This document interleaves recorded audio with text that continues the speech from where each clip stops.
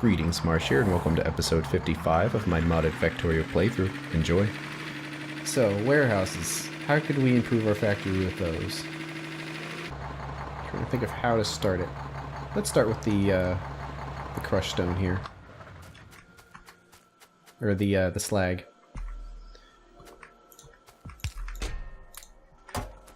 So let's completely clear this out.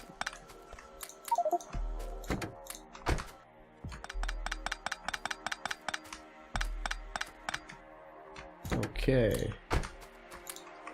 Let's build ourselves a warehouse, and they're pretty expensive. 100 stone, 100 iron, and 50 steel. But they're worth it.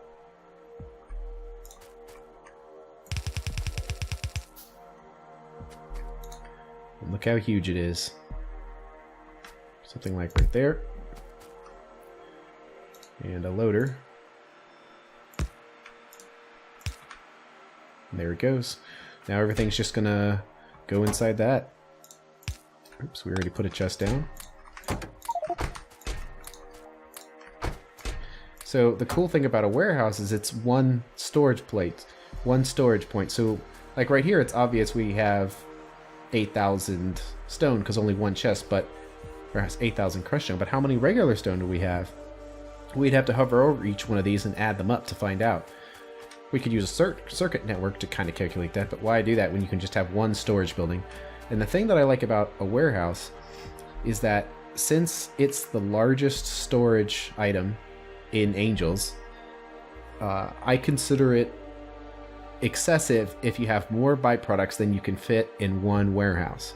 Now, sometimes you might have a situation where you have multiple warehouses full of the same byproduct, but generally speaking, I'd say just my personal way of playing the game is, you know, if it's not filling up a warehouse, you're fine. But if the warehouse is overflowing, then you should probably find a way to start processing that stuff. So we have 44k of our crushed stone, or our slag here, but you see how we have lots more space. We're probably only using about a third, maybe even a fourth of the total space. So right now I would say we don't have an excessive amount of slag.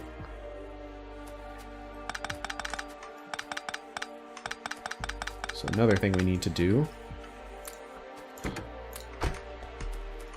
is do the same warehouse for crushed stone. As far as spacing is concerned, I want it to have a total of 5 spaces between these two.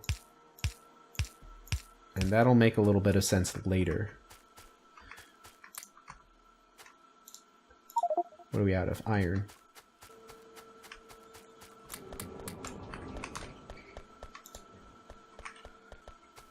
We need more stone as well. Are we out of stone? Do we have any in the crawler? Nope. Alright. So let's put this down. Right about here. We need 2 loaders for this. One to go in and one to go out. Seems like a good spot. Seems like a good spot. Although, since we have a red belt, these loaders are only fast enough for one yellow. So if we use 2 of them, we can kind of cheat a little bit and make them have the same output as if they were one red one.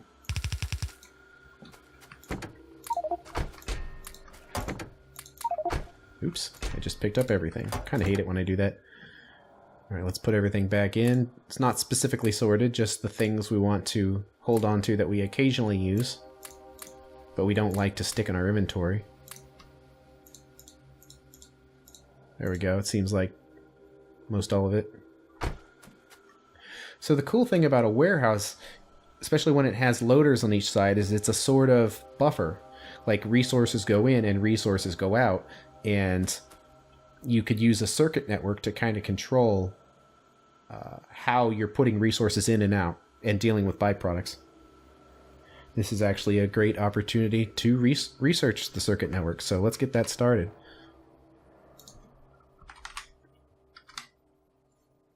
There it is. Circuit network unlocks all manners of things. The basic machines are pretty straightforward and easy to make. They just require the tier 2 science, or the tier 2 circuit boards, but the green wires and the red wires require insulated wires, so it's not that it's hard to make, it's just a Slightly different processing chain that we haven't worked on yet, but let's get that research started. So I wanted 5 spaces between here. Let's grab a crusher. It's because it's the same space.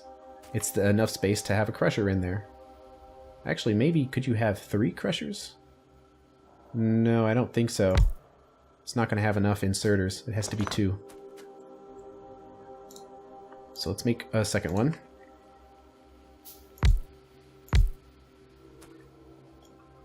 They can be right next to each other. There we go. Set this to crush slag into stone.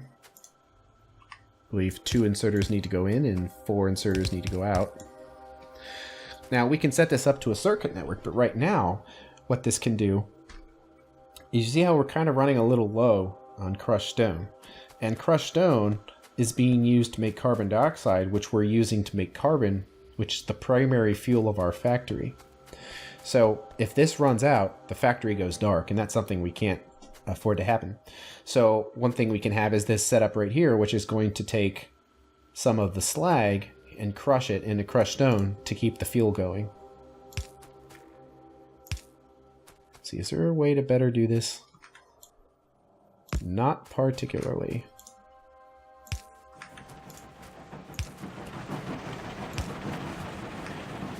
So, but we don't want to just turn all of the slag into crushed stone, because slag is more useful as slag rather than crushed stone.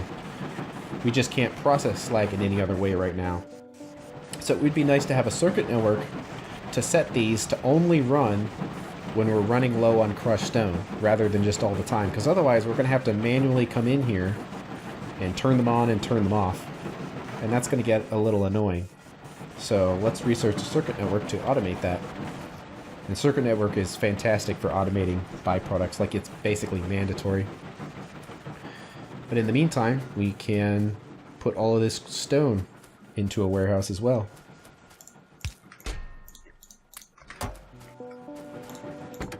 Man, that is a lot of stone.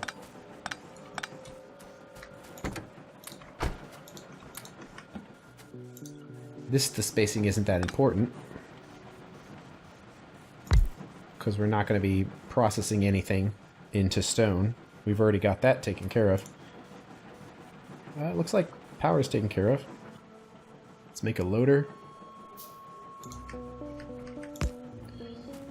And put that right there. And then carry all the stone over.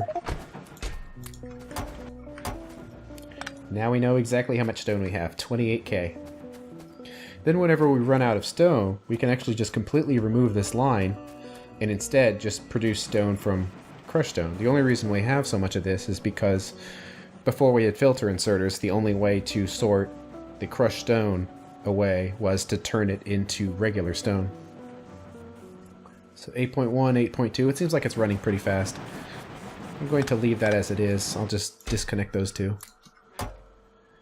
Any other warehouses we can place down? Yes. Wood.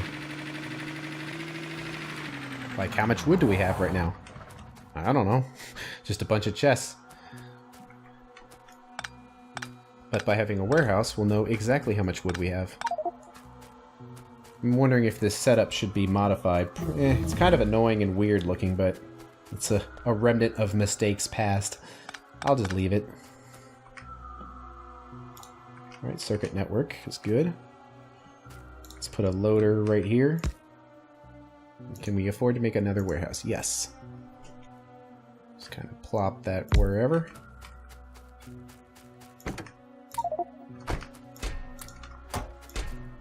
There we go. 6.1K of wood. Easy. Okay, circuit network is done. So to do circuit networks, we're going to need some of those wires. The red wires and the green wires. They're used for logic, and they're made from insulated wires, which are made from tin wires, which we can make, but also rubber, which is something new. It's always been unlocked, we've just never needed it for anything. And it's just made from a resin, fairly slowly. So let's set up a little line here and see what kind of ratios we're dealing with. And now that we have robots, we can kind of place it wherever we want to, and then when it looks good, we can place it properly on the belt or on the bus where it needs to be. So let's put these two right here. One makes red wires, one makes green wires. It makes 2 wires per second each one, so we need a total of 4 wires per second. And this one makes 4 wires per second. So that'll also require 4 tinned copper wires per second.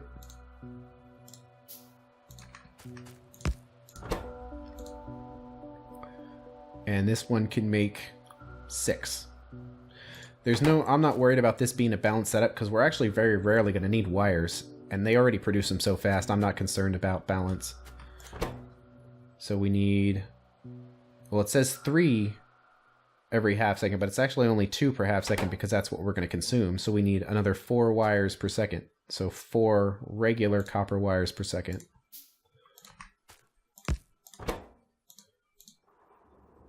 And that so happens to be the speed that this machine runs at. So that's pretty good. So now the only thing we need is to get this rubber in here. So we need 2 rubber per second. And the rubber is made in the metal mixing furnace.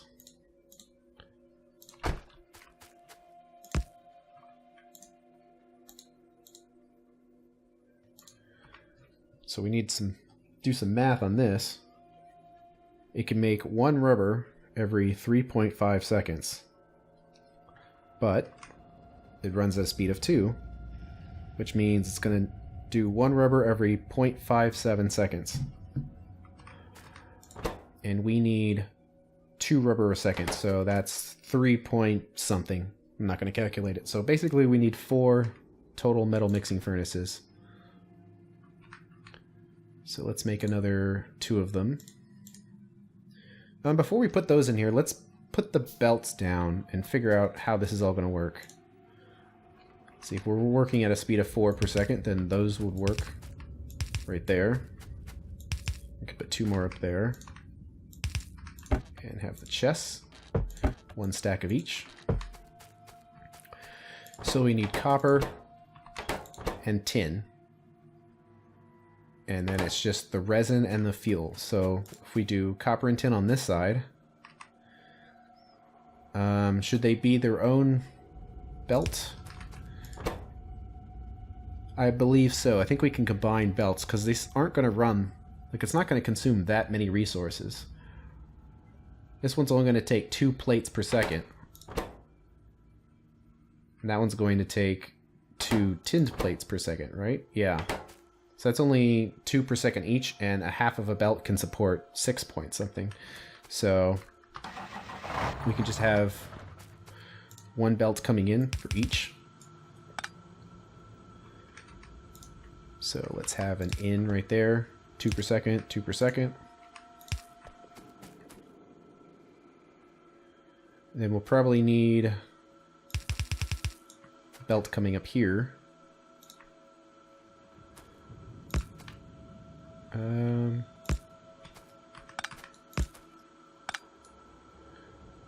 Yes, we are going to need to space these out a little bit.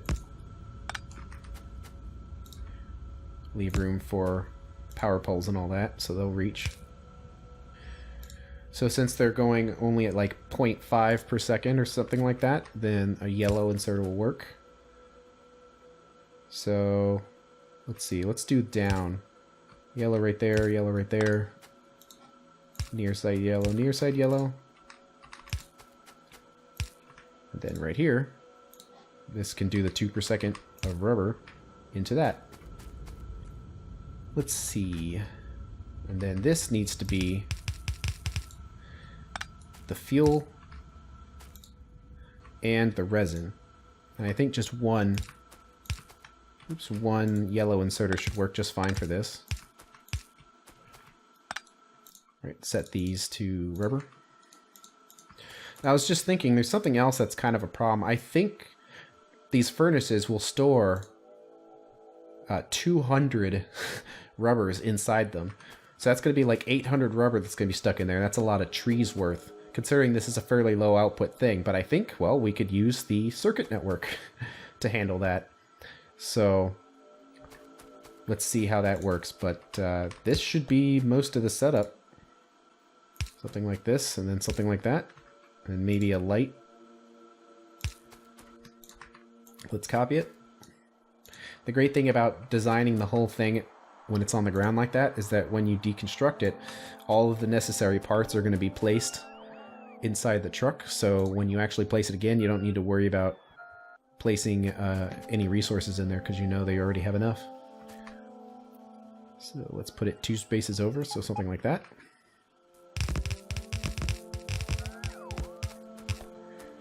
Alright, power reaches, that's good. Okay, we need a copper and tin. Well, there's already a copper line right there, so why not just slice that in there since it's a low output item. And then tin is over here. Can move it there. Yep, that'll just barely reach.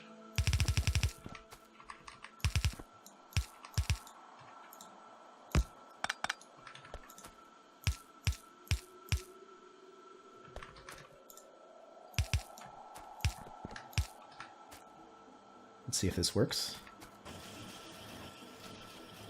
Yep, very quickly.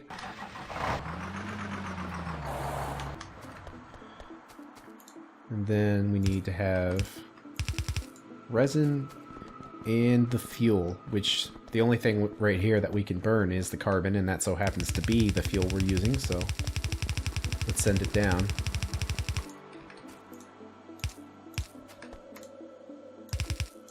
Also, we need resin finally. Been putting it off just to save the trees, but looks like it's time to send it on the bus. So let's just boink.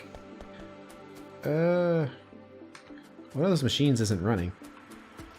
It's only yellow. Why? Oh, it's backwards. That thing was like completely full of resin. Oops. Wonder how long that was like that. There we go. Alright, let's run the belt down. I guess it'll be slightly cleaner to have this belt on the outside. So it comes in through there, while the carbon, oops, comes in on this nearer one.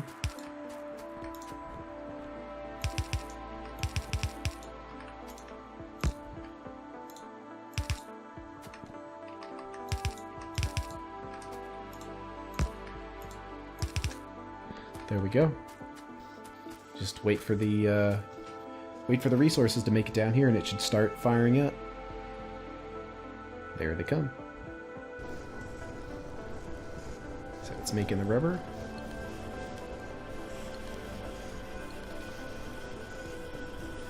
Everything's green, looks good.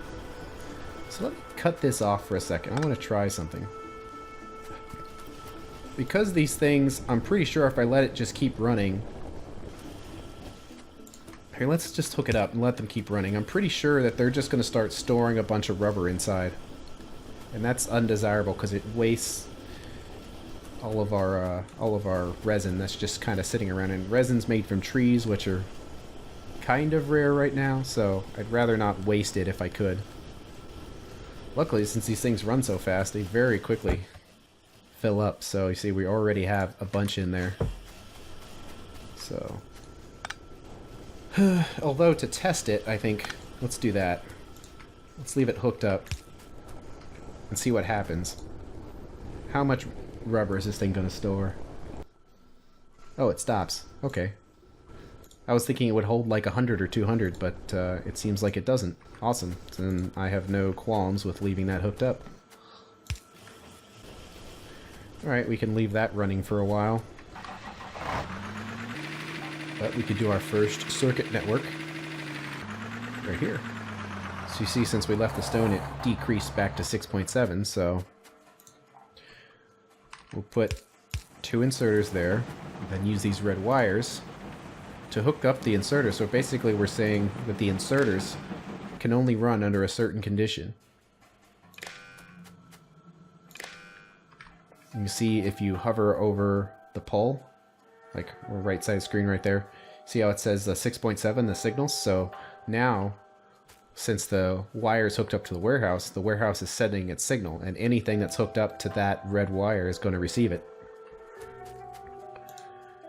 So, mode of operation, you can say none, and then they just don't care what's happening with the circuit network. You could say read hand contents, so they will send what they're holding into the circuit network, but instead I want enable and disable. So they will only turn on and off based on a certain condition. So we can say the condition is crushed stone, let's say, is less than 10,000. And if that's the case, it turns on. And since we only have 6.6, they're going to stay on. So they're going to keep running constantly until this hits 10, and then they're going to shut off, and then these machines are going to kind of finish their business, and then they're going to get emptied. And it'll just wait until the amount goes below 10,000, then turn on and off. And it's kind of hard to tell, but I guess if you can click on it, you can see how it has a green light there next to where it's connected. If the condition was failed, it would be a red light. So it's a little hard to see, but that does tell you at a very quick glance that it's running fine. I think that's really the only basic circuit network thing we have to set up right now. Everything else is controlled really by just logic and how the factory is built. So we don't really need a circuit network for any of that stuff. So those have 4 each. Good. Let's pick these up. Get a maximum stack of each. Although there are a couple of neat things we can do. So since we're here, why not do them? Circuit network stuff is a little complicated, so let's save that for the next episode. See you later.